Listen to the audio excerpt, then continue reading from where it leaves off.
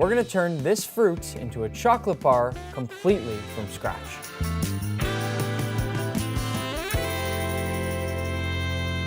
It all starts with this weird looking fruit called a cacao pod, and they're actually really fun to open, but first I'm gonna need a little space. The first time I ever visited a cacao farm in Ecuador, they taught me how to karate chop the pods open, like this. And that reminds me, you may be wondering how I know how to make chocolate. Aside from making it at least 10 other times in different videos all across the internet, I also hold the Guinness World Record for the world's largest chocolate bar, which was the size of a basketball court. As you can see, this pod is filled with beans, and each of those beans is coated in a white pulp. That pulp on the outside is a delicious fruit.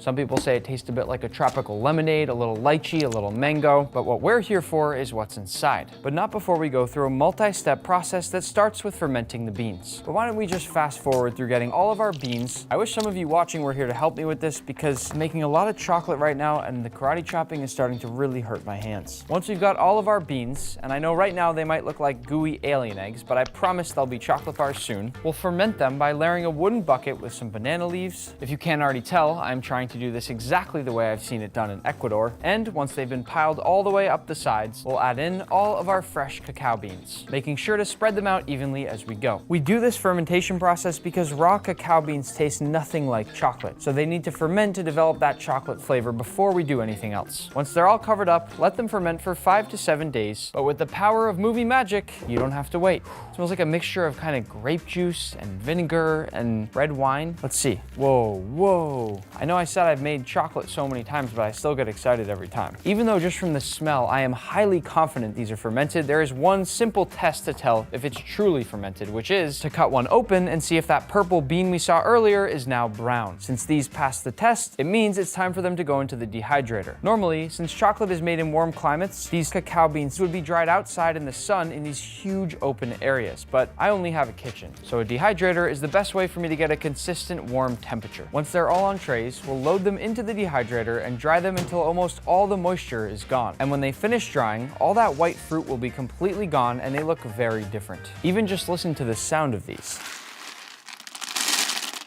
We're getting closer and closer to that chocolate bar, but first we want to look carefully through all our dried beans to sort through anything that shouldn't be there. And for the first time, things are about to smell a lot like chocolate. First, we're going to fill up the drum with all of our dried beans, and once it's in, we'll secure it in place and start our machine, which I'm going to keep open at the start so you can see how it works. As they roast, they'll constantly spin around so that every bean is cooked evenly. And as this happens, the whole room starts to smell more and more like chocolate. Once they've roasted and things have cooled down, we'll pour our beans onto a flat work surface, and now we'll do what's called winnowing, also known as taking off the shells. Listen carefully because the sounds here are very satisfying.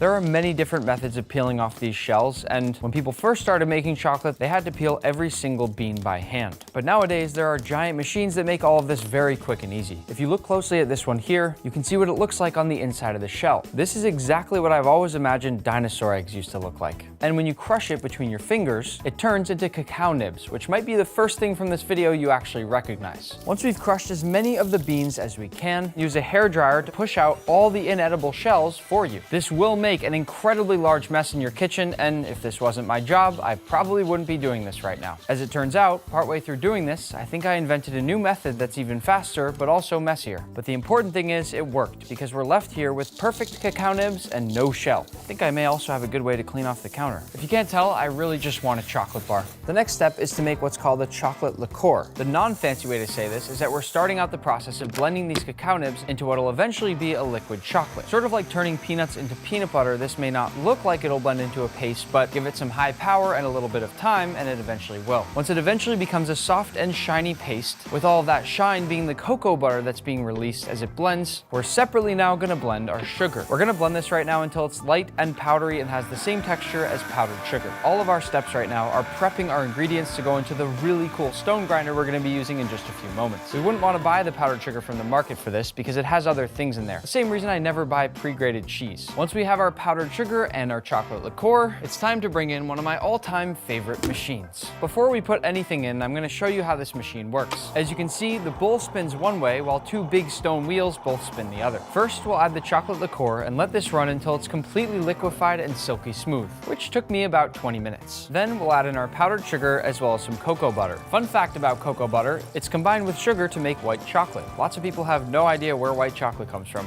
and now you know. At this point in the process, I'm also going to scrape down the sides of my bowl to make sure everything is fully combined, even on the stones themselves, to make sure nothing gets stuck. This is going to grind now for 72 hours, but I'm not going to make you wait, so let's just fast forward. This has literally been running in my kitchen for 72 hours. You can see all the splatter up the sides, and you can also see that chocolate is incredibly silky smooth. Quick taste. I'm making a 70% dark chocolate bar, so I'm not gonna add any more sugar or milk. I'm just gonna wait to describe this to you until we have a finished bar. How's that? The final step before putting it into our chocolate bar mold is called tempering. Tempering is what gives chocolate its shiny look and that iconic snap when you break it. If we skipped this step, we'd get dull, waxy chocolate that would crumble in your hand. We're using marble for this because it stays naturally cold, sort of like how we want to use a heavy-bottomed cast iron when we cook a steak because it distributes heat so evenly and stays nice and hot. This is probably the hardest part about the chocolate making process, and when making this video, I had to do it twice to get it right. You'll notice I'm constantly checking the temperature because we have to first cool it to between 80 and 82 degrees Fahrenheit and then heat it back up to somewhere between 88 and 90 degrees Fahrenheit. I know it doesn't seem to make much sense, but like most cooking, it really just comes down to science. Our homemade chocolate is perfectly tempered, which means it's time to put it into the molds. I have to say, I'm feeling a little bit like Willy Wonka right now. As a final step, to remove any air bubbles and to make sure all the chocolate gets to the bottom of the mold, I'm going to tap it down in every different direction, and now we'll let this rest for 20 to 30 minutes at room temperature until finally, I'm so happy I can say this, we've got chocolate. First, quick snap test. That's it. Now the bite. Oh yeah. I told you earlier I described the flavor, so here it is. This homemade bar tastes like the most chocolatey chocolate I've ever had. Kind of like getting a tomato out of your garden instead of the grocery store. I don't know what to say other than that the recipe worked perfectly, even though I expect absolutely none of you to make this at home. Guess I gotta clean up the floor now, huh?